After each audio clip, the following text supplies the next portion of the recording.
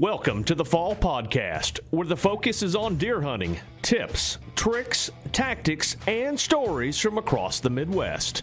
And now, here is your host, Aaron Blasey. Welcome to the Fall Podcast, episode number 6.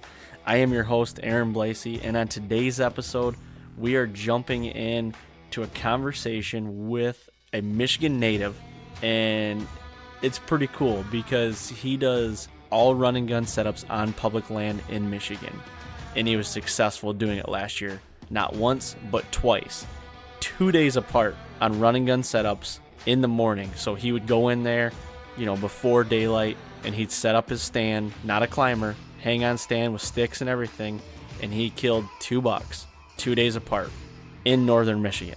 So it's a really cool episode. We dive into his equipment, what stand he uses, what kind of sticks he uses, and the little parts of how he does it as far as, keeping your sets quiet, trying to climb, and how long it takes him to climb up in the mornings or get ready and everything. It's really cool how he does it, and he's only been doing it 1 year. Last year was his first year, and it was a learning curve for him, but he's got it down to a science now, and it's a really cool conversation. So that's the podcast. I've got a couple side notes. Don't forget that at the end of this podcast, I am announcing the winner of the Ramcat Original Broadheads, so make sure you stay tuned to see if you won that. And yeah, I'll be announcing that right at the end of this podcast. Also, just a little bit what's going on in my world, because everybody wants to know, because I'm just such an interesting guy, aren't I? Yesterday, I finished hanging all my stands on the main farm, the 80-acre piece with 1 acre of timber, where I was doing all the hinge cutting and creating the bedding. And so I got a total of 4 sets. I've got 3 of them within the 1 acre of timber on each point. So it's a triangle shape. I've got stands basically on each point for all different winds.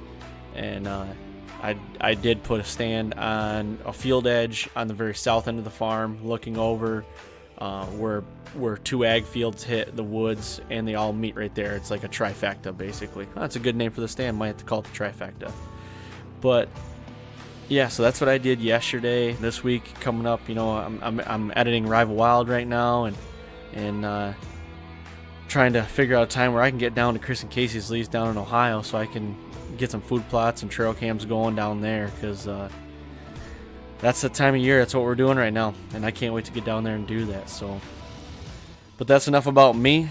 I'm going to jump in here with Trevor, and let's get him on the phone and dive into this conversation that you're definitely going to want to hear. And like I said, don't forget, at the end of this podcast, I'm announcing the winner for the Ramcat Original Broadhead. So without further ado, Trevor Petroskey. All right, here we are. We're back on for another installment of the podcast, episode 6 to be exact. And today I've got a Michigan native on, Trevor Petroskey. Man, how you doing? Very good. How are you doing?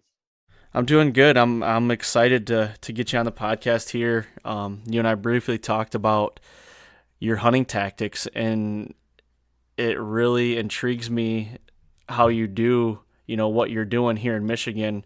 With the run and gun state land stuff. And I know you did say you hunt some private ground, but today I want to specifically talk about the state land and your run and gun setups. Does that sound good?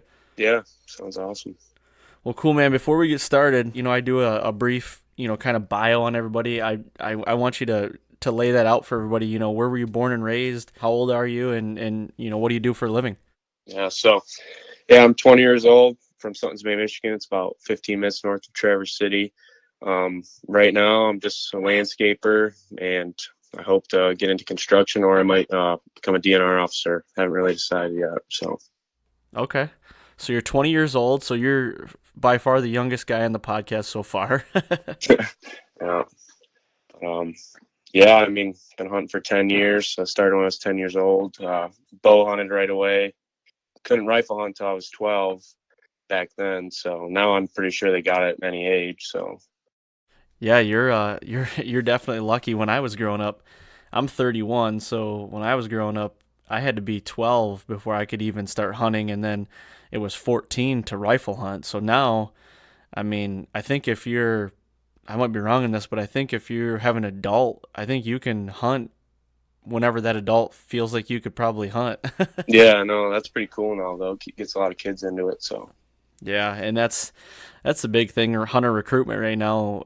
I just read the QDMA report that they came out with. We're down a ton of hunters this year, which is unbelievable. But it's some like 2 million hunters or something astronomical. We're just down so many. So the hunter recruitment thing is definitely something on my radar and something I really want to get more people into. But it's just so hard because, I mean, I don't even have time to hunt for myself. mm-hmm. and to try to get someone else into hunting, it's just, you got to find time to do that kind of stuff. Yeah, I've been getting a lot of my friends into it, so that's good. I'm showing them a lot and getting them into public land and stuff. So Yeah, for sure. And so you were talking about you started hunting when you were 10. You know, mm-hmm. how'd you grow up hunting? What was your, did you hunt private land? Did you hunt public land? Did your dad get you into hunting, or, what was your upbringing like? Yeah, so I used to go with my dad when I was a lot younger, and I'd go rifle hunt with him, and I really wasn't into it. And then I watched him shoot a nice 8-point on opening day after school, and that was like I was hooked after that. And then basically after that, when I was 10, my buddy who I grew up with, he had about 100 acres. He planted food plots and stuff on. And he'd always take me down there, and he was a big bow hunter, and he would always say, "Oh, I hate rifle hunting. You got to be a bow hunter." So I was always like so into bow hunting, and that's how I started out when I was 10. So when you were starting to bow hunt, I mean, what was your knowledge like? Did your dad teach you a lot of bow hunt, or did he not bow hunt, or was it all from your friends? Well, he bow hunted a lot when he was younger. It was a lot of my buddy that showed me that, but my dad, I mean, he'd take me out all the time. I had a spot down the road from my house where I'd go a lot by myself. My dad would take me, but it was just down the road. So after school, I'd go down there, and it was right off the road, about 50 yards off the road. And I mean, I saw more deer than I ever saw, really. It was a really cool spot. So yeah, I have some property up in northern Michigan here, and it's 40 acres. And we really didn't do much with it back then, but my dad would take me out, and we baited a lot back then. So I'm not really into the baiting anymore. I like the food plot stuff, but that's how I really started out, hunting over a bait pile. But you learn after a while that hunting over a bait pile, you get a couple sits on it and they kind of get onto you. And I've heard a lot of stories of people setting bait out, and 5 minutes later they'll have a buck come in. If they have like 2 people come in and one person sets a bait and leaves, like I guess they say the deer can't count or whatever. And that's what they do in the UP a lot. But Oh, really? So yeah. it's kind of like how they bait for bear, right? Oh yeah. So like if you got a guide or something, you'll get in the stand and then the guide will put the bait out. So that's how they do it in the UP, huh? Yeah, no, one of my buddies actually, he had his dad set the bait out, and he was in the tree setting everything up, and he had an 8-point in the bait by the time he could still see his dad walking out. So it was pretty, No kidding. yeah, it was crazy. That's pretty crazy. Yeah. I didn't even know anything about that. Yeah, so and I've tried it a few times too when I was younger, and like one time I saw my dad walking out and there was already a doe coming in, so it's pretty crazy. And you notice it on the cameras a lot too, but they'll be that's the thing that I'm really trying to deal with this year is, I was the same way as you. I mean, we grew up, hunting over bait, and through high school, we were baiting still, and then when I got into college and got a lot more serious with it, I just realized that hunting over bait didn't make me a better hunter, because you're manipulating. I guess I don't know if manipulating is the word for it, but you're changing the deer's pattern, and you're not really learning the deer's pattern, natural pattern, I would think. That's kind of my take on it. And, I stopped baiting for a long time, and then Michigan brought on the bait ban, and then they brought it back. And, I mean, just as well as I do, once November 15th hit, it's a crapshoot for bow hunting. And I still do rifle hunt, but it just doesn't excite me as much. Yeah. It's more the camaraderie to go up there deer camp and shoot the shit and play cards and drink some beers with the guys and everything. But, now I'm not baiting at all, because this year the pressure, I'm really trying to take a step as a hunter in the way of I'm trying not to pressure my spots anymore, any more than I don't have to, and just staying the heck out of there because around here, I mean, you blow up a spot like a 3.5, 4.5 year old deer or something. I mean, he's gone. Yeah. On my properties. There is instances in Michigan where they might come back or whatever, but if I blow it up, it's done. It's done for.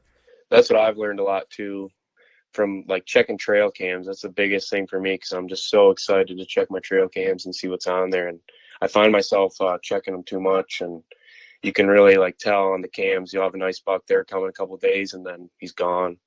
And it's always those 3.5 and 4-year-old bucks. But that's usually what I'm after is I'll shoot for 3.5 because I mean northern Michigan, if they're getting to 3.5, I'd say that's a mature buck for up here. And I do have 4.5-year-olds around, but that's what I really shoot for is the 3.5. Yeah. So what is your deer density up there? You said you're up by Sutton's Bay, so you're just north of Traverse City. You're over on the northwest side of Michigan for anybody who doesn't know where he's at. What county are you in? Leelanau County.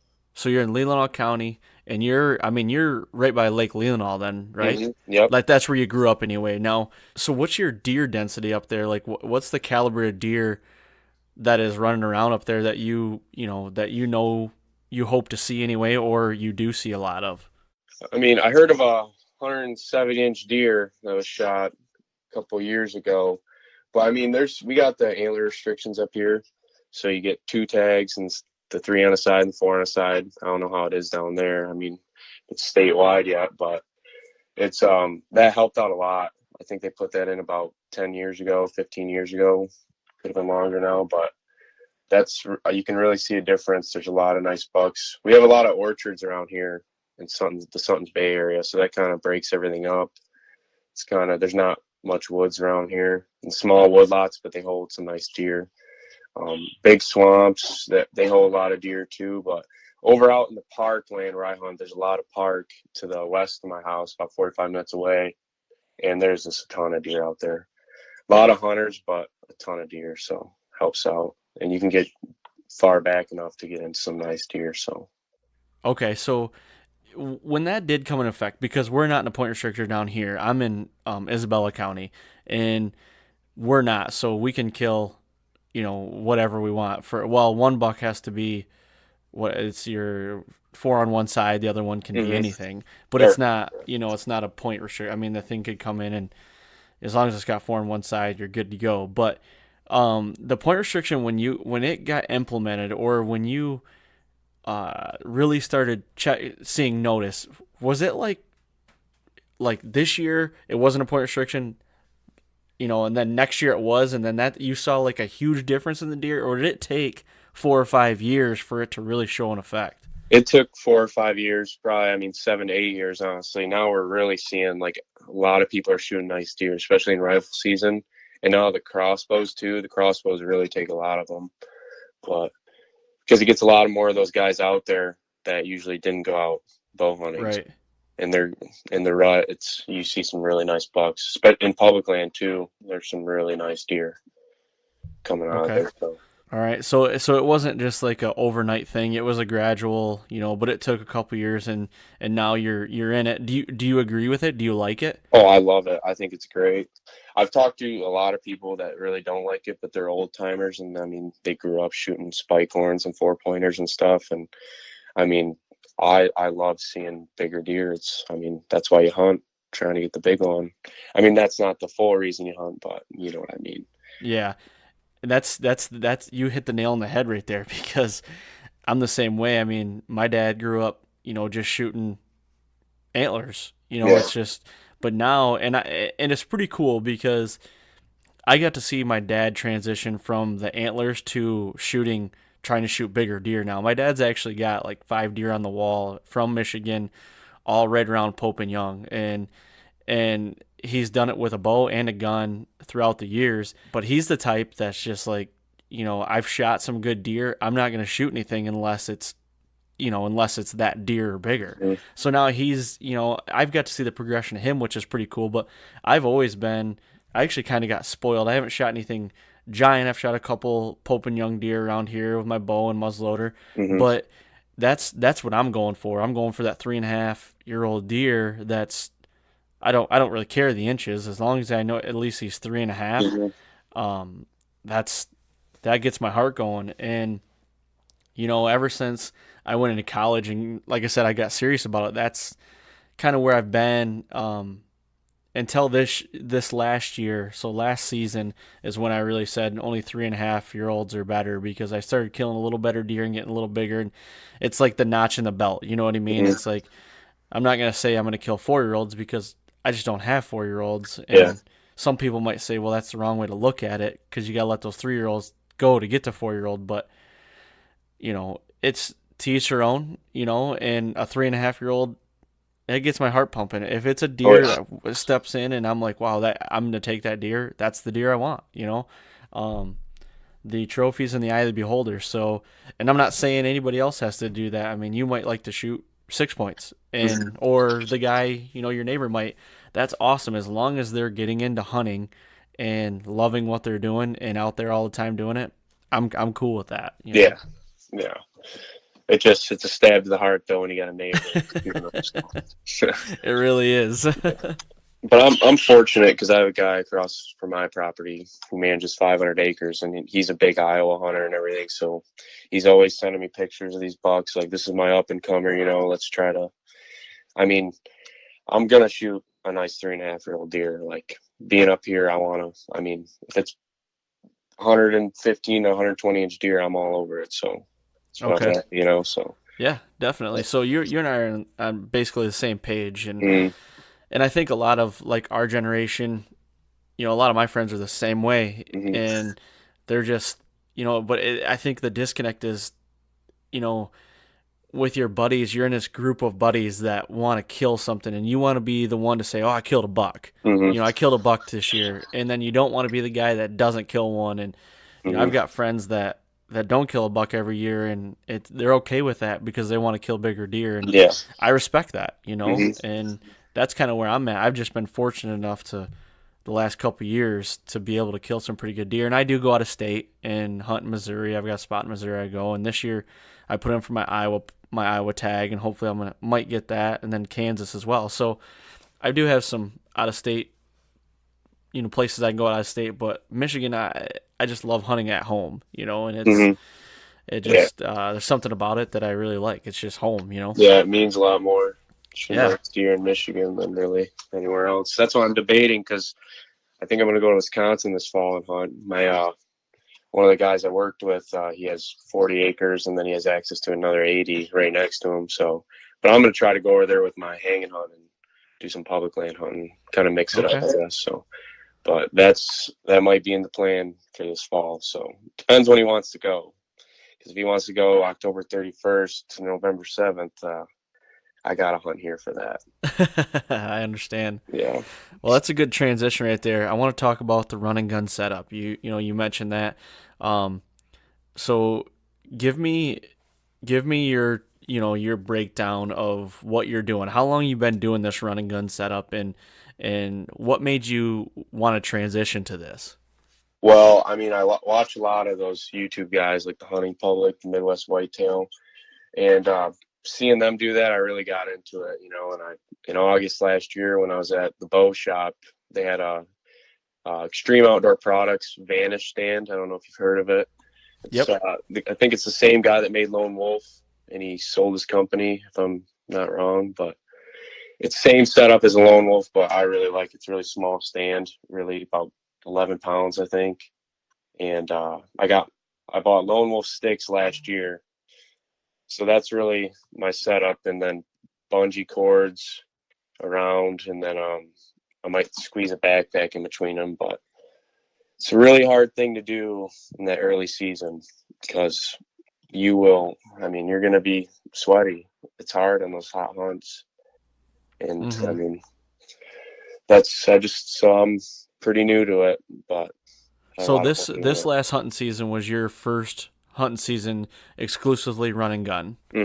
Yeah. Okay. And so then did you do run and gun on private, or were you like, I'm just doing all public, and I'm gonna go throw all my chips in and do it and see how it comes out? Well, basically in the early season, I hunted pretty much all public. I have a couple set stands on my property that I do, but I like to move it around on my food plots because I don't like to burn out a stand. And basically, I was waiting until I had a 3.5-year-old, a 4.5-year-old buck on camera, and I wasn't having that on my property, so I just hunted a lot of public. And it was just, we had a pretty warm season to start out. And I was just finding myself, like, I had to learn from it because I was really new to it. And it took me about, I'd say, 15 minutes to hang the stand at the beginning of the season. But every time I went out, I got a lot better at it. But it's just hard when you're going in blind because it's a lot easier to have a tree that you scouted out, like in the spring or something. Because I was just, a lot of times I found myself running around blind and couldn't find the right tree. Then I'd have to walk another 100 yards and find a new spot and stay away from the bedding area. But the cool thing was I saw deer every time I was out, so it was really cool. So what was your goal for this last year? I mean, to say it was a successful season, did you have to kill something, or like you said, you saw deer every time out? Was that your goal? What was your goal going into it? So my goal was to get both of my bucks for a rifle season and to shoot at least one of them on a hang hunt. And I was fortunate enough to shoot two of them, so that was pretty. I think I met both my goals. So you were really shooting for the stars there. You were trying to fill both tags, which is very hard to do here in Michigan before gun season, and on public land doing a run and gun setup. Yeah. Okay. So before we get to those hunts, now you said you filled both tags. Let's go back a little bit farther. Now, when you're trying to figure out a piece of state land that you want to hunt, did you have an idea that you knew you wanted to be there? Did you hear from somebody, or in the past, like there's good deer in there and you wanted to go check it out yourself, or during the summer? Or how did you do your scouting? You said something about cameras. Were you throwing cameras up, and how were you using those?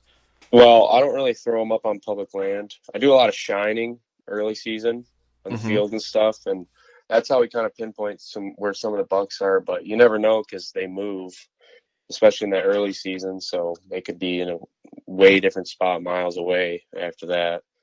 But basically, I have Onyx on my phone.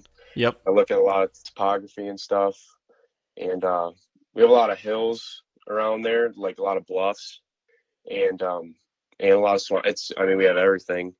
So basically in the early season, I was looking on the field edges and where I knew some deer have always been. I've hunted these spots for, 5-6 years now.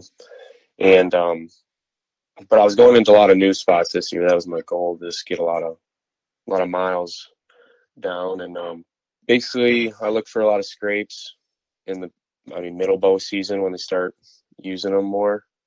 And then when the rut comes around, I'm right down in there, those thickets, doe thickets, where I think those are bedding. A lot of it this year was a lot of blind run and gun. So, I look on the map and that's how I'd go. So now, were you hunting public land run and gun even in October? Yeah. What was your tactic for the October? To try to get close to bedding, or what was your plan for that? Well, I was looking for acorns and apples because there's a lot of old apple orchards on some of these public lands. And if you can find those trees that are dropping, that's where the bucks usually are. So I found a few spots where they had good apple trees, but there wasn't a single tree near them that I could sit. So I'd have to move a little bit back farther in, and I'd end up bumping a lot of deer like that. So, that's how I learned, not to do that the next time. And I just find a nice trail to that apple tree and sit on it. And usually they come right by me. Does usually, but it was just too hot this early season. I didn't really have any good cold fronts to hunt. So now, do you like hunting mornings early season too? I actually don't. It's something, I've heard a lot of people that don't like them, and I watch the cameras a lot too. But I heard this year was good in the public land I was hunting for morning, but I could just really never get out there in the early season. I just don't, something about it. I always bump deer and I just don't like doing it. I'm more of an evening hunter. Okay. Now, what was your first setup this year like? take us through that. Like setting your stands up, was it a debacle? Did it take 30 minutes? And once you did get it set up, what'd you end up seeing? So I went to this public land where there was a marsh island, or there was marsh around, then there was this, island with some oak trees, and it was about a mile back. And what time of year was it? it was probably October 5th, I'd say. Okay, so it's early season. Oh yeah, right around opening day, and took a walk back there, and I really just there's a big field, and then there's some woods, and then there's another hidden big field that's bigger than the first one. And so I was trying to get to that one, and then there's marsh all around it, and then that island, and then there's another marsh behind it. So it just goes for, I think it's 1,300 acres of swamp back there, and a lot of people don't go to it. So I was just looking for some rubs and, trails, food source. And once I found the food source, then I tried to get on the trail. And so I went back to that marsh island and got set up on it right on the trail, right down the middle of it. And it was hard because I was sweating, it's hard to get the stand up I was just, by the time I got there, I was barely wearing any of my hunting stuff anymore. It was so, once I bought the stand, I took it out and I practiced a few times, so I wasn't too bad at it. But the biggest thing when you're doing those hanging hunts is you got to have that lineman belt, because you can lean back and have both hands and do it. And I'd usually get it up in probably 10 minutes. Once season started, it was 10 minutes. And you have to sit for a while, but it's pretty easy to do it pretty quietly if you put some tape on the metal contact. So what kind of tape are you using for that? I just use your standard camo tape. Okay. It did good enough for me. Did it hold up in the weather and everything? Oh yeah. I never left them out, so it was, they were pretty, my stand looks really new still, so. Yeah, so it wasn't getting, weather crack from the sun and rain and stuff like that. I gotcha. No, and I'll probably buy one of those brand name ones. I think that Sound Barrier Hunting I've heard of. They've got some good stuff that's meant for the running gun guy. So when you got up in the stand, what did you end up seeing? That was it an evening hunt, you said? Yeah, evening hunt. I ended up seeing a doe, and then I let a few grunts out at dark, and all of a sudden I heard something running towards me. I was like, oh God. It's pretty early for this, and it ended up being a doe and a fawn. Ran right to my tree. So I don't know if I called her in or what, but it was instantly after. Uh-huh. And but yeah, I was far enough back there where there's coyotes in between me and the car howling and everywhere. And the whole time I was walking in, I was bumping deer. So I kind of waited. I didn't want to go back to that spot and burn it out. And I saw another stand on the way in there, so that didn't really help out for me going back. So now, when you were looking for this state land, when you were scoping this out, are you trying to find human pressure? Are you trying to stay away from that, or are you picking spots out on a map and saying I'm going there, and then that's when I'm gonna adjust from there if I have to? What was your tactic going into that? Well, yeah, the biggest thing was staying away from the other people. That's if there was someone in a good spot and I knew there was deer there, I'd just leave. There was one time I pulled up on a spot and I was getting ready outside my car, and these guys, 3 guys, come pull up right next to me. Well, they're in one truck, but pull up right next to me and started getting out, and I was like, I'm not doing this. So I got back in my car and found another spot. And that's basically, I just want to stay away from the people. Right. If I see a stand in there on my way in, I'm not going to go back unless I'm going to go even farther back. Now, how many people have you ran into walking through the woods? Have you ran into anybody? I didn't run into anyone this year, no. I just really try to stay away from the cars. If I see a car parked, I'd go about 200 yards down, even if it was where I wanted to hunt, and I'd try to find a new spot. But this year, I got to be ruthless. I'm going in. If I have a nice buck, I'm going to try to take it over, because I'm going to put some trail cams out this year in probably mid-July and see what I got way deep back in the public.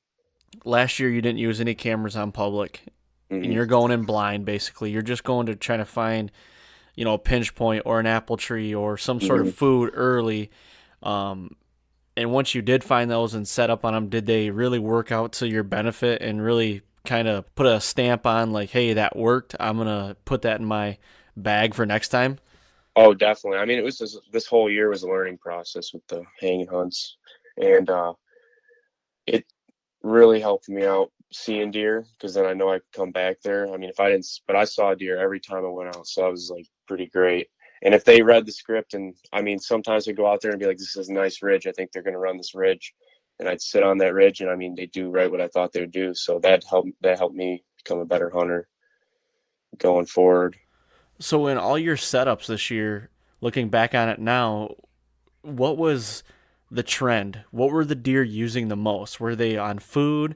Was it more pinch points, or was it, low areas? Were they trying to use the topography? Like what was the aha, like that's what I need to be doing next year. That's my goal. What was the movement like? Definitely the transition areas is where I saw the most deer, like between the food and bedding. And it was usually right on the edge of the swamps, because I mean, that's where I did most of my focus. And I mean, once it got later in the season, probably mid-season, went up on the hills, and I just get right up on top. Or if there was a nice saddle with a trail on it, I'd try to get right on the side of the hill. I mean, it's hard hunting like that when you're on the side, but if I'm hunting one trail and I know they're using it, it helped me out a lot. So it'd usually be on the trails. And I'd have to see fresh tracks on them and know they're in some browse to hunt those. So you're looking for fresh tracks on a well-used trail.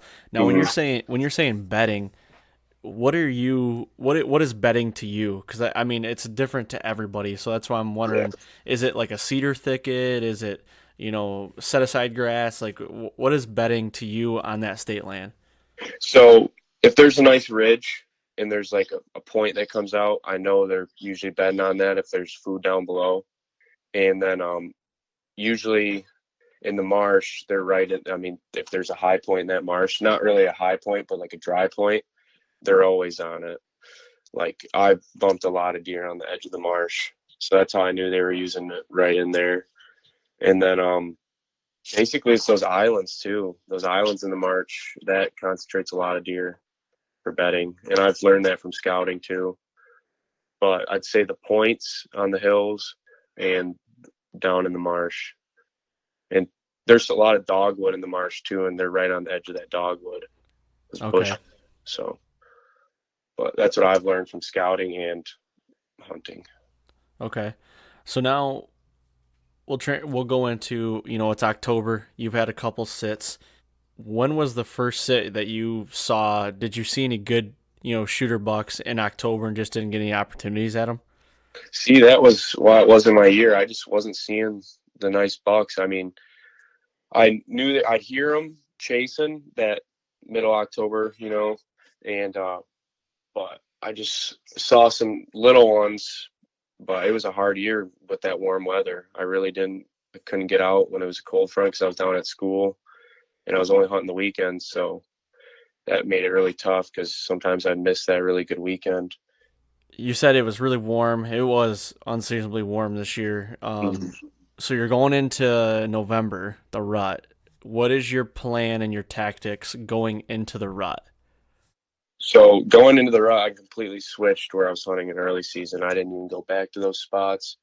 I went down in some new spots and I was hunting scrapes, and the scrapes were getting hit hard and there's some big tracks. So I sat in one spot in the evening and didn't see any, but I knew a buck was going to hit that scrape soon, right on the edge of a field, which really you wouldn't think a mature buck would go after it, but I was seeing some big tracks. So I knew it could have been nighttime, but so I left my stand that night because I knew I was coming back the next morning.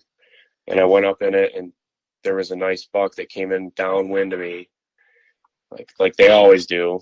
And he caught me because it was a really damp morning, which I thought I wouldn't be smelt. And it was the one day I didn't use my nose jammer. And I always use nose jammer, and I live and die by that stuff. Yeah, I've used nose jammer in the past too, and my biggest buck that I've killed with a bow here in Michigan, I used nose jammer that night, and it it was a northeast wind. It was really weird. October 1st, 2 years ago, and the wind, I had a pattern on the deer from a trail cam. The only deer I've ever really had a pattern on, and he was coming in daylight every other night when it was a northeast wind. So October 1st night just so happened to be a northeast wind, but I knew it was an iffy wind, and I nose jammed up, so I put it on the bottom of my boots, and then when I get to the tree, I put it at the base of the tree, just a swipe, and then when I get up in the tree, I put just a line down at the tree on top there, and I do use ozonics as well, and I firmly believe by ozonics as well. But the nose jammer, I mean, he came right to the base of my tree, and he went right away from me downwind, and I shot him at 18 yards downwind of me, had no clue I was even there. So the combination of nose jammer and ozonics, I believe, was probably the combination of the two really helped out. I mean, it was just, I look at that and I'm like, I was in a good tree though too, but I don't know, he just had no idea, and it was damp that day too. It rained that morning, and it kind of rained through on midday, and I love those cloudy days, like kind of drizzly. They're my favorite days. Perfect in the rut. Those are my favorite. Yep. Yeah. And and then it just worked out. So to nose jammer, I agree with nose jammer. A lot of guys don't like it. I got a buddy that just absolutely hates it. He's like, I've had every deer blow at me, and I'm like, well, I haven't really. So the thing is, you gotta use it almost like you gotta keep it going. Like you gotta use it every time, because if you mix it in with some human scent, you don't do it right, they get onto it. Yeah. So, I mean, I've had them sniffing in the air and stuff, and you can see that they smell it, but they can't ever figure me out. So that's why I think it's great. What's your scent regimen? Yeah, so I mean, I bought the gridlock pants. I mean, I really haven't updated my arsenal of clothing yet. But I mean, I spray everything down. I put it in a little tote, and I really don't take it out until I get to where I'm going, and I'll get dressed outside that. And one of the things I do that really hurts me is I wear my boots too much, and that kind of screws a lot of things up. But this year, I'm definitely going to update what I'm wearing. I don't know if I'm going to go with Nomad or pay the money to get the Sitka gear. Yeah. Okay. Because I really like the Sitka gear. Yep. I really haven't bought any of the name brand stuff. I've just used what I have, and I spray it down and do whatever I can, and it usually works. So now, when you say you get dressed, do you get dressed when you get out of the truck to go hunting, or do you actually carry your clothes in and get dressed at the base of the tree? No, I get dressed right away. If it's hotter, I'll put my big coat or whatever around my waist, and I'll go in and wear my under stuff because I can tolerate that. But I see. Usually wearing the same stuff. But this year, I think I'm gonna not wear my stuff until I get to the tree. I mean, wear some scent-proof stuff, but lightweight stuff. Mm-hmm.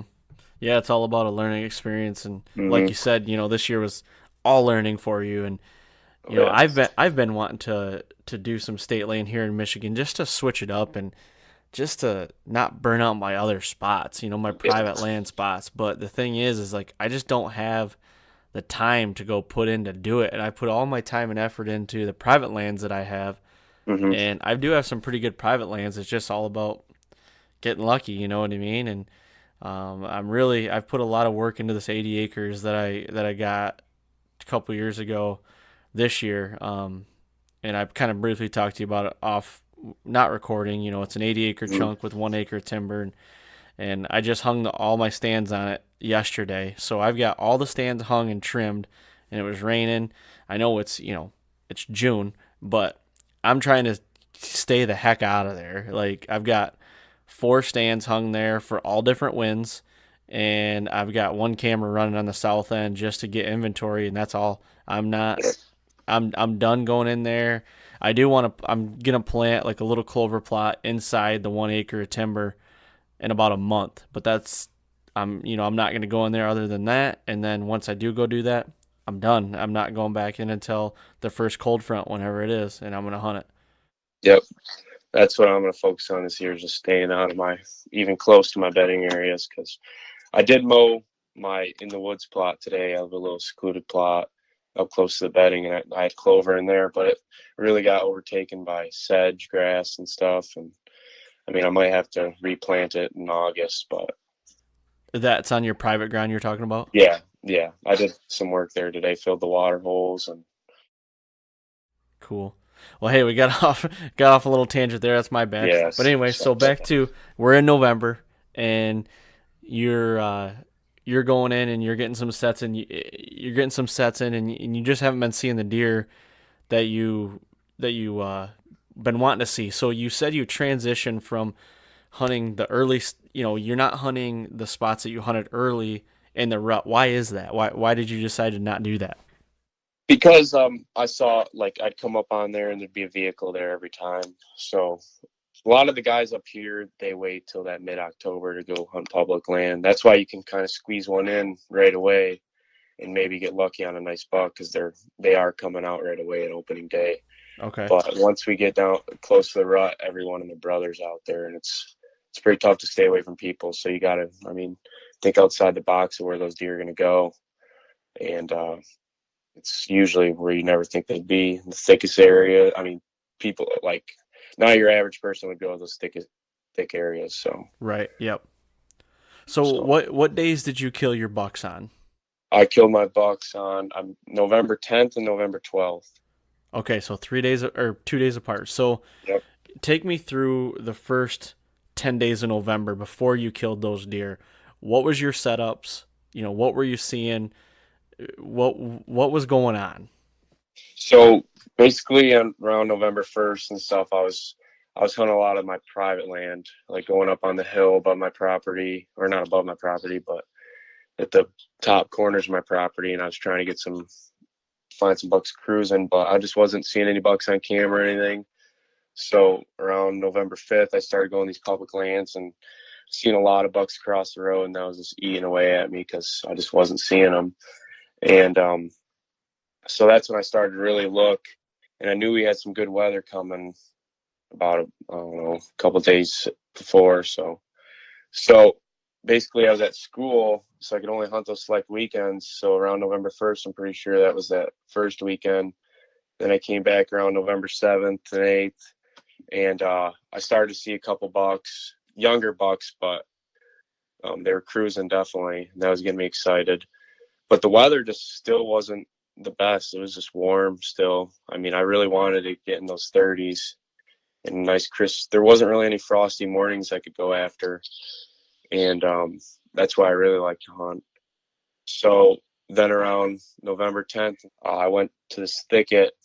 That's when we got the real big snow. You remember the snow? Yep. Yeah. And the snowy weekend, it was real cold, and I drove out there, and I didn't see a single car, and that's how I knew. It was like, this separates the men from the boys right here. So what were you thinking when you pulled up there and you're like, shit, there's nobody here? Now, were you like, because it's early in the morning, right? It's dark. Mm-hmm. So you're thinking, like, do you have like 30 different spots in your head that's going through your mind? Yeah. Like, where do I go? Like, how did you figure out where the heck to go?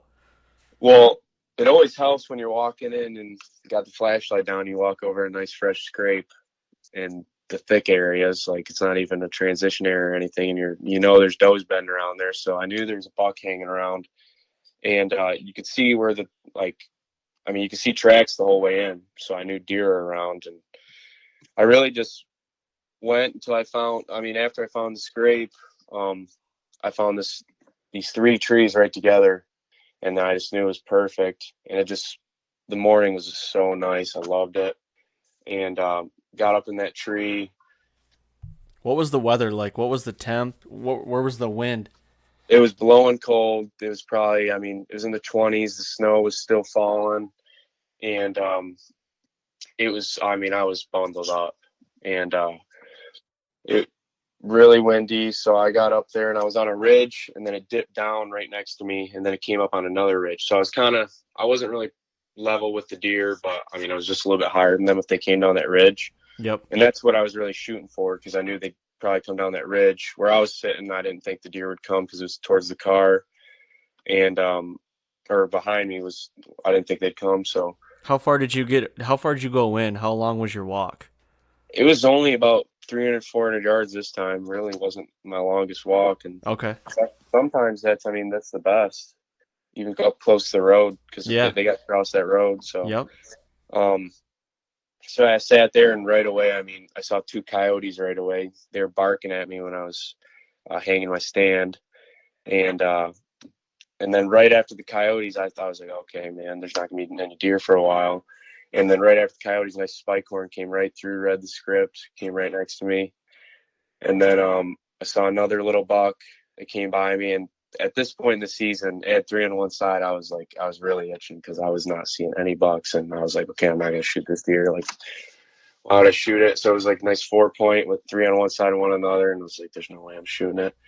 And And you wanted to get your first run and gun set up. yeah, that was the main reason I was really itching to shoot, because I wanted to show people that it was possible. A lot of my friends were like, you're crazy, and the older people I know were like, I'm not gonna do that. So about 9 o'clock, I saw a doe running weird towards me down that ridge and through some blowdowns. And then I saw a buck right behind her, and he had a nice frame. And I was like, okay, I'm definitely shooting this deer. And they were coming running right by me. And he wouldn't stop, so I yelled, Matt. And he stopped about 40 yards and put the pin on his back because I have one of those one-pin sights you got to adjust. Yep, I run the same one. Yep. It happened so fast that I didn't want to do it, so I'm pretty good at eyeballing it when I shoot in the yard and stuff. So I put the pin right on his back, and he sunk right into it, hard shot. And I thought he was a nice 8-point. I thought I saw 3 on top, and he didn't go very far. So I got a couple buddies that met me there hunting around there, and they came and found it, and it ended up being a nice 5-point with a nice frame used out to the ears. And it was pretty special because I really wanted to get one. What was? Let's go back a little. What was trying to get that deer out like? Like what's your Are you field dressing him right there? Are you trying to get him out on a buggy or dragging him out? Like, your first run and gun setup deer has got to be. Your emotions have got to be just ecstatic. Like, how are you feeling in the tree? Also, right after you kill him. Oh, it was awesome. Usually every time I get my phone out and call my dad right away, and that's what I look forward to the whole time, because every time I call him and it's like prime time like that at 9 a.m., he's like, what'd you get? Because I wouldn't be calling him. What did he say when you called him? He was pumped up because he was like, what he was saying mostly was, see, you went out there, no one else is going out there in this weather. Like, there was literally no one. A few guys I saw, but not like it usually looks like, especially on November 10th. And that's the main thing he was saying is like, you separated the men from the boys and you went out there and got them. So he was pumped. That's awesome. I'm the same way, man. My dad's the first one I call too, and I just know that feeling. That's a great feeling. Yeah. And sometimes, I'll call him when I'm out there, and like usually every time I call him, I end up seeing a deer, so I got to hang up. So I try to call him a little bit more actually, because usually I see a deer. So right. So you shot him, and then called your dad, and then you called your buddies and said, "Hey, this is what happened." What's going through your head now? I was just thinking, like, it's really nice out. I'm gonna leave the stand up, and so we went and got the deer, dragged it out, and I ended up going home, like 30 minutes home. And then I was like, what am I doing here? I got one more tag and I got to get that stand. So I went back out there and I hunted till dark, and I ended up seeing 14 more deer. And no other bucks? Actually, so around 2 o'clock, same trail that buck came down, I had a nice 8-point coming in. And he actually stood right where I shot the 5-point, and I missed him. And it was, so that would have been the ultimate thing, like 2 bucks out of the same tree. I didn't run and gun that time, but I left it up so I could drag him out, and I knew I wanted to go back. Wow, that's crazy, because you'd think too, you and a couple buddies, you just shot a deer in there. You're in there traipsing around. You're like, you're not thinking you're gonna see any more deer. Then you see 14 other, and you get a crack at a good 8. Yeah, it was it was crazy because before the 8-point came in, those same little bucks I saw before came through, and they were sniffing every branch, everywhere we touched. It was pretty crazy to see how their like emotions changed, and ears were back, and they got right. Heck, I mean, they didn't run out of there, but you could tell they were pretty spooked from. I mean, there's 3 guys in there dragging a deer out there, smelling everything around there. So I've never seen that before. The aftermath, and I thought that was pretty cool to see. So you hunted that night. You missed an 8. Mm-hmm. Then was that a Friday? Yep, that was Friday. So then you got the weekend, and rifle season's coming up here soon. So what was your plan of attack for the next couple days to try to get that other tag filled? So I tried again Saturday, around that area actually, and so you end up taking the stand back down. Yeah, that I took night. it down that night. Okay. Yeah, that's what I usually do. I can't leave on public land. I hate doing that. I don't trust anyone, and so I went back the next day, and it was just too windy. I only sat for like 2 hours. I went in midday because I was like, pressure's off, and it was pretty nasty out. And didn't see any deer like I was, so I just got out of there. And then Sunday morning, it was a different morning. It was warming up, the steam was coming up. Yeah, it was around like 35 to 40 degrees. It was dead calm, beautiful mornings. No way, did you go back to the same tree? Yeah, I went back to that same tree. And I actually my dad was going to hunt around there, so he came in with me. And I mean, he was handing me sticks, so I got up there a lot quicker than I usually did. Yep. And so he left, and I mean, 20, 30 minutes after that, I started seeing deer. And so I knew it was going to be another good morning because it was just perfect. Like, that's how I like to hunt in the rut. Just like that steam, a little bit of fog and stuff. Yep. And so basically right off the bat around 8 o'clock, I had a doe run through. I heard her crash and run through, and she ran right about 40 yards away from me, mouth wide open. So I knew she was getting chased, and she ended up bedding down under a blowdown like 40 yards away. And I knew that was like candy. Like, oh yeah. I was so pumped up because I knew it was going to be a nice buck. And if it wasn't a nice buck, that trail was there, and it was coming right by my tree. Yep. And so I waited 5 minutes, and then I hear it crash in the same direction, and I just see a nice crown on this buck running through. And I knew it was a nice one. And I mean, that's what I was after. I already got my first buck in the hanging on. I wanted a nicer buck. And he was just crashing around, couldn't find the doe. So finally I got my bleat and my grunt out, and I used the Primos buck roar. I live and die by that thing. I've used it. I've had the same one for 6 years now, and I've grunted a ton of deer in with it. And so I let out a few grunts and did the bleat, and he stopped what he was doing and came running right to the tree. And it was so cool because he was grunting coming at me, and coming out of his nose was steam. So it was like, I'm starting to film this year, but if I would have filmed that, it would have been a great. Dang, man, that's like that's what we live for. Those moments right there. That's awesome. Unreal. He came running right to me. He stopped 30 yards looking at me, and he was looking around for the doe, and then he came, just literally did not care. He was so rutted up. He was just going through saplings, like did not care what he was running through. And then I ended up shooting up 15 yards, double lunged him, and he went down about 30 yards away from me. Wow. But it was just like, it was funny because I hit him, and he was so rutted up that he just kept, like, looked like he kept running for the doe. And then he was like, oh, shoot, I've been hit. And went down about 15 yards from the doe, never ended up finding her. And she just stood up and then laid back down. So I wanted my dad to sit back there, but we had to take care of the deer and everything. So wait a second. So 2 days apart, you killed 2 bucks out of the same tree on running gun setups in the morning. Oh, yeah. Yep. That's awesome. I mean, that's unheard of in Michigan in public land. I mean, guys do it, but like you just don't hear of a lot of guys doing it. Yeah. Now explain this buck. Like what was he? So it was a 9-pointer. It was mainframe 8, and he has a sticker off his G3 on his right side. And I mean, it was barely an inch. So I mean, I had to call him an 8-point, but I mean, it's a 9-pointer with the sticker. So yeah. And he scored 105 inches. So I mean, I can put him in the book. Yeah, definitely. Yeah, I mean, last year was my biggest buck with my bow, and that was a 124-inch buck that I shot on the private land. But I was tickled because I'm shooting for those 100. I mean, I'm still young, so those 100-inch deer are still pretty special to me. So, Yeah. yeah. Was he did you get him aged? But yeah, he's 3.5. He was three and a So half. that Okay. was pretty sweet. Yeah. That's awesome. Definitely. Yeah. 5 point So was 2.5, but so I mean, now you've got like a little rut honey hole. I mean, are you planning on going back in that little area this year? I mean, you kind of have to, don't you? oh yeah, I'm gonna do the same thing I did this year though. I'm not gonna touch it until that weekend. Because I mean, if those does are coming in heat the same time every year, I mean, I've heard a lot of things that they do, and I mean, I'm gonna be right back in there, and hopefully it's a nice cold front just like that one, because that helps out a lot. Yeah, for sure.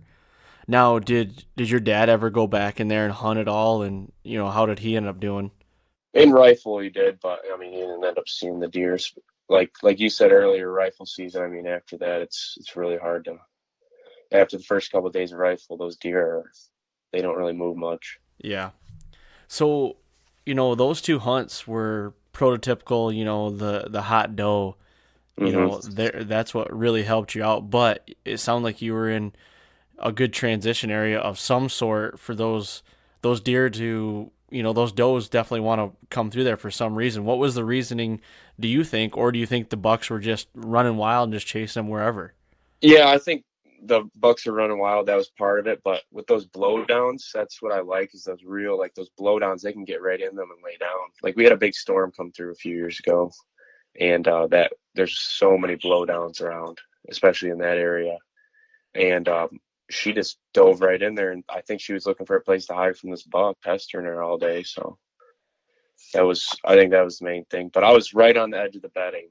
Like I wasn't going to go in there. I knew they were going to be in there, but I'd like to be in there, but I really liked the spot I was at. So What was the bedding like for that spot? Was it just the blowdowns, or was it like a swamp, cedar thicket, hemlock swamp? What was it? it was there was a lot of saplings from the blowdowns. Okay. So a lot of So there was, popple, like new popple growth and everything. yeah, new popples and cherry growth and a lot of maples and stuff shot up. But I mean, I couldn't see 30, 40 yards in there once it got to that thick stuff. So, Okay. I know exactly what you're talking about now. It's just that new growth, like thicker and dog crap, where you're just like, something's in there, but you just don't want to go in it. You're gonna hunt the fringe of it and just, hopefully they come by you. I know exactly what you're talking about. yeah, it was pretty much a natural hinge cut.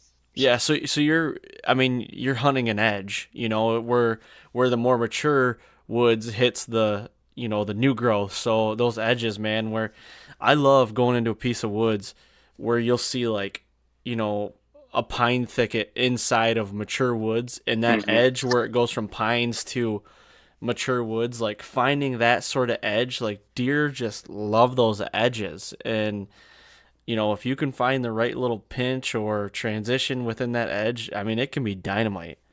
Yeah, and the biggest thing for me was behind me was all wide open woods, and there was no deer using it whatsoever. So that was really cool. That helped out a lot because my wind was going that way too. Yeah. But I knew they weren't gonna try to go through there. Just huge trees that I mean they withstood the storm. So that really helped.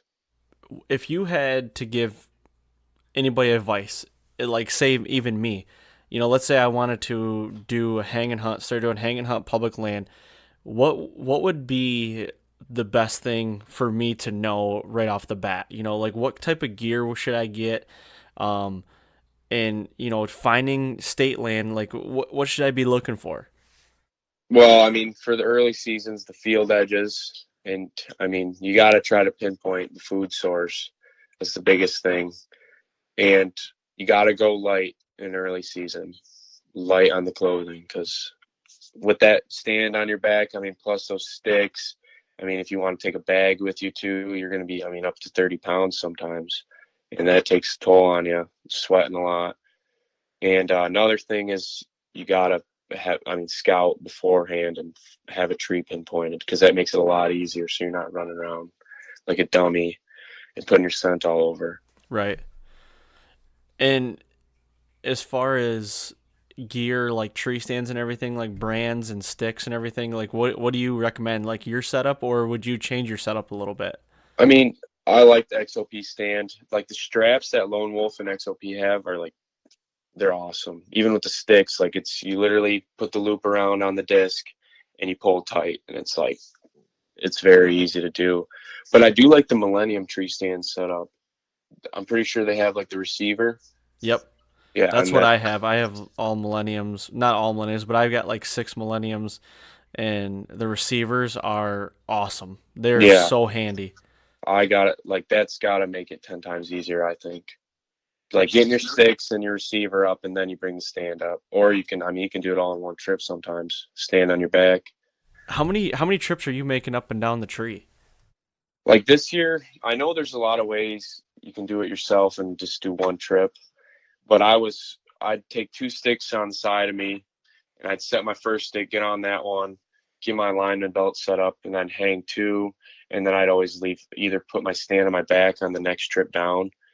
And then, it was hard because I'd never bought a rope. And that's another thing I recommend, is have a rope attached to your stand so you don't have to go down for your bow for a 3rd time. I was probably doing 3 trips, which this year I'm definitely going to take out of the equation. So you were 3 trips no matter what. Yeah, because I got to get a better setup. So the XOP, what stand is the XOP? What would you say it was? The Vanish stand. It's their smallest one. Okay.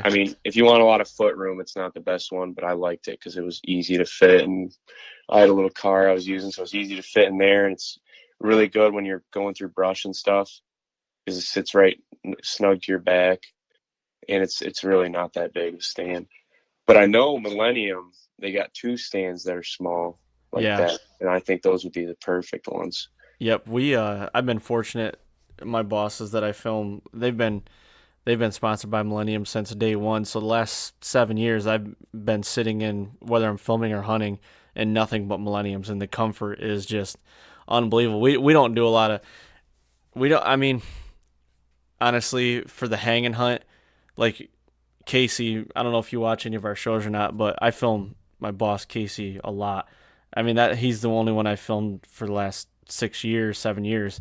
And we had some really good luck back-to-back years doing hanging hunts in Illinois. The first year we killed a 175-inch, just gnarly. He had like 43 inches of mass. And Jeez. Yeah, so we went in there, and him and I are going to be doing a 3-part series on all these deer that we killed. Just him and I talking back and forth here on the podcast eventually. But anyway, so in a nutshell, we were hunting this deer for, I don't know, almost 2 weeks, and finally caught up with him. We got out of a stand one morning and went around him. He was with a doe, and we hung another stand at about 1 o'clock, and he ended up showing up at like 3 o'clock, walked to 4 yards right from our stand, and he put a really good shot on him and killed him. The next year we go back on a different piece in Illinois, hunted the biggest 8-point I've ever seen in my life. He ended up going 182 inches as an 8-point. Holy cow! Yeah, with some kickers.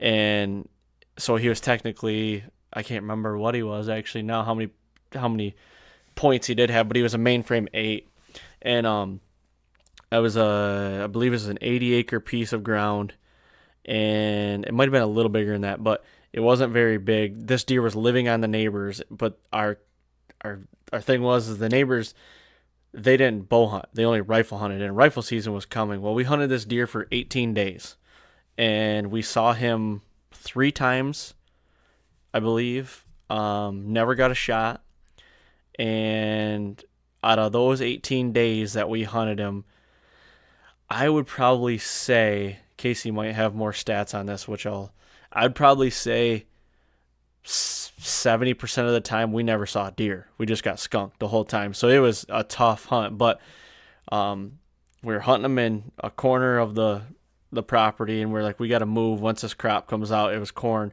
The crop came out.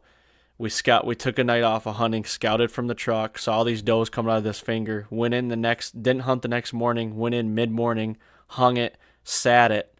He rattled. He comes out to 38 yards or something like that, and throttles him right there. Wow. He was done. Yeah, so him and I have had some pretty good, pretty good success hang and hunt. We call it hang and bang. We actually coined the phrase hang and bang.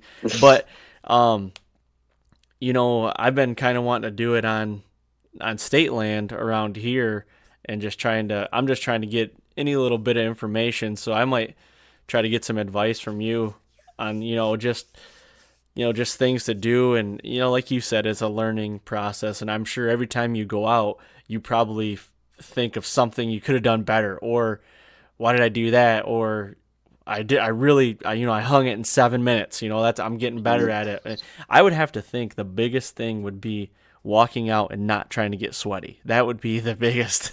That's my biggest pet peeve about it. It's hard to get in there in those early seasons, like when you want to go really far back and stay dry. It's almost impossible sometimes. But well, that's cool, man. It's like I said, you were successful twice in the same tree in 2 days, doing hanging hunts in public land, Michigan. That's a feat that hopefully you didn't get spoiled in next year. Hopefully, you know what I mean, for the next couple of years. I'm worried about that too. But that's one of the things that motivates me, because every time I catch a big fish or shoot a nice buck, all these guys are telling me, "Oh, it's hard to do again." But it's like, right, I'm going to do it again. I'm going to work hard and get it done. So that's what we do it for, man. That's that's the best part about it, and it's really cool. And I still just can't get over how you did that in Michigan. That's like, you never really hear.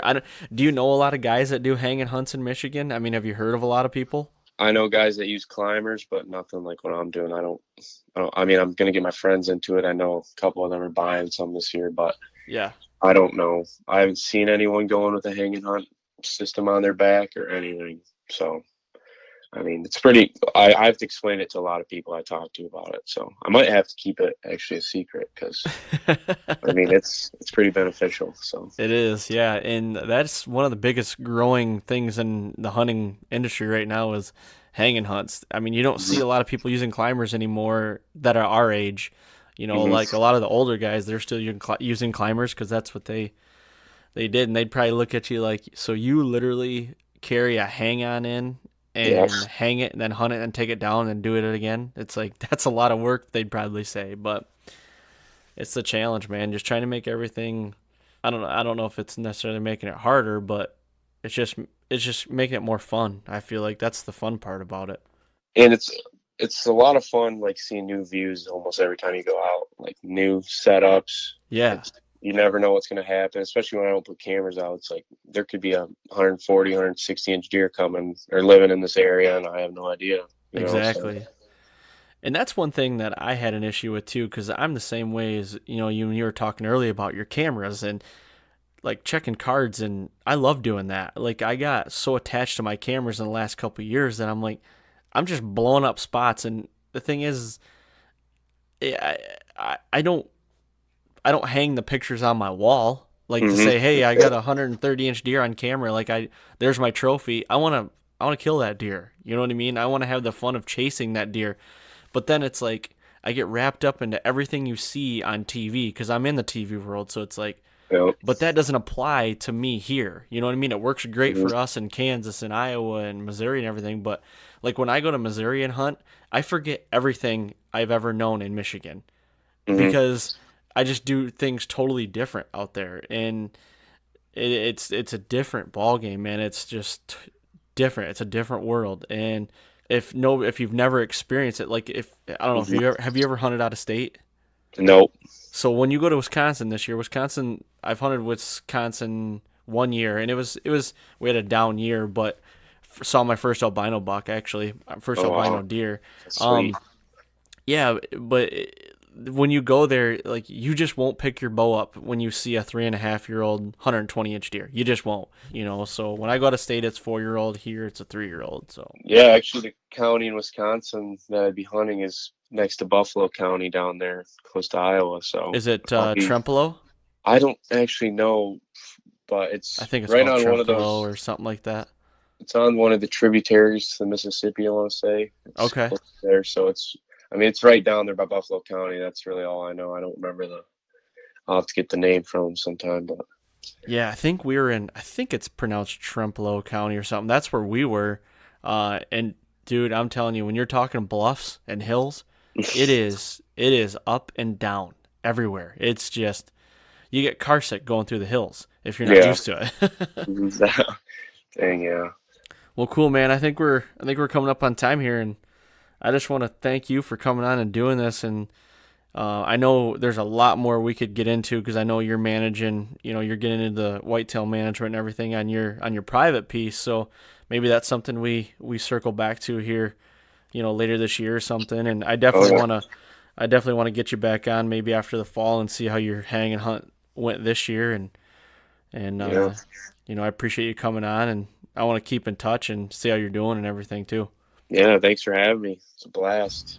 I've always wanted to be on one of these. It's pretty cool. So, well, hopefully people watch it. The downloads I'm getting right now is pretty good. I'm actually really impressed in how it's doing just for the following and just starting off. So hopefully everything keeps going, and we'll definitely have you on here again, man. Yeah, I had fun. But yeah, you do a really good job, because I definitely think you're going to get up there, because you got some good people on already, and I like listening to you. So I appreciate it, man. Yeah, we got some more people coming on too that, like I told you, I'm trying to get Caleb Byers on, and him and I just cannot connect right now, but I got to get a hold of him again this week, and we'll connect with him, because he's got a story that everybody needs to hear. Oh yeah. So he's a cool guy. Yeah. Well, cool, man. I'm gonna let you go, and I appreciate you coming on, and I guess till next time, we'll catch you later. Yep. Thanks again. Yeah, no problem. And there you have it. Thank you to Trevor Petroskey for coming on and telling his story. Man, what he's doing in Michigan on public land. It's something that you don't hear of every day, and it's really cool to get his story out there. So we've been doing a giveaway on the Ramcat original broadheads, and I told everybody that I would be announcing it at the end of this podcast. So it was a random drawing, and I appreciate everybody with the support and everything, coming out and tagging all your friends and everything in the post and following the podcast. I really appreciate it. This is not going to be the last giveaway that we have. This is just the first of very many. So without further ado, the winner of the Ramcat original broadheads is, and I'm gonna butcher the last name, I know I am, sorry, but his name is Alec McAlpin. And Alec, I'm sorry if I butchered your name, but you are the winner of the Ramcat original broadhead. So if you could go to the Fall Podcast Instagram page and direct message me, give me your address and everything, and I'll get those broadheads sent out to you as soon as possible. And again, I'd like to thank everybody for participating in it. And coming up next, I think I've got another giveaway with a trophy taker rest, so be looking out for that in the next coming weeks. So thanks everybody, and also take a little time, go to iTunes and leave a 5-star rating, leave some feedback, and I always appreciate that. And don't forget, next Wednesday we got an all new episode of the Fall Podcast.